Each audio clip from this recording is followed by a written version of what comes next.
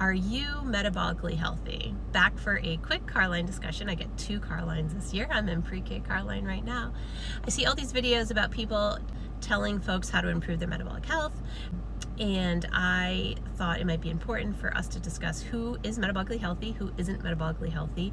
So like, what's the definition, and how are we looking as a population? So let's start there.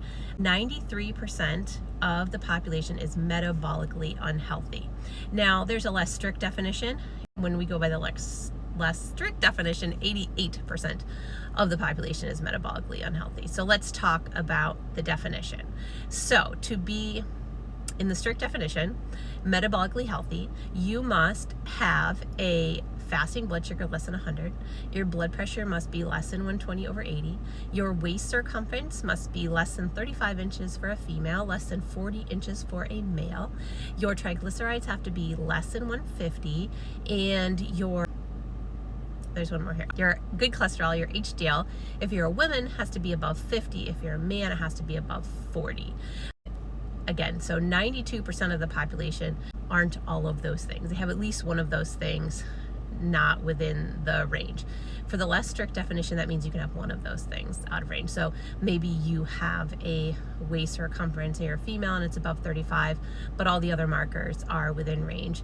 Then you would be considered metabolically healthy by the less strict definition.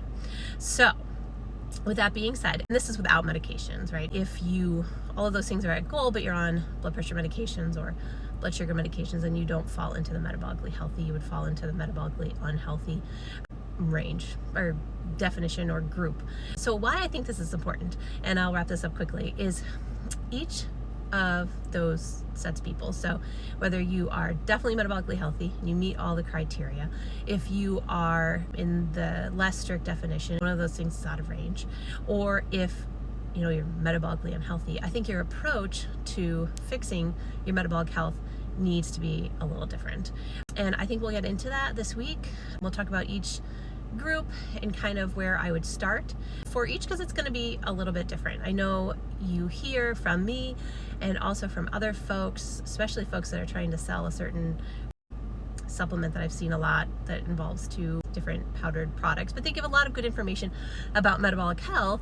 However, like I said, each group is a little different. If you are metabolically unhealthy, I wouldn't recommend anything more than an eating window where you're not, you're 12 hours without food.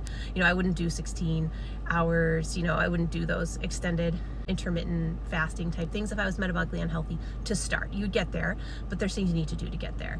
So each group is a little different. If you're on medications, there are certainly other things you need to do as well before you jump into some of the general recommendations. Some of them are okay, like the order in which you eat your food, making sure you're getting fiber and the right type of fiber, and walking after meals, those sorts of things apply to everyone. There's some nuancy things. So I think what we'll do is we'll approach, talk about each different group so that you all know where to start. If you have any questions, please leave a comment below or reach out to my direct messages or on my website, lindsaycarlson.com, which is linked in my bio. And I hope you have a wonderful day.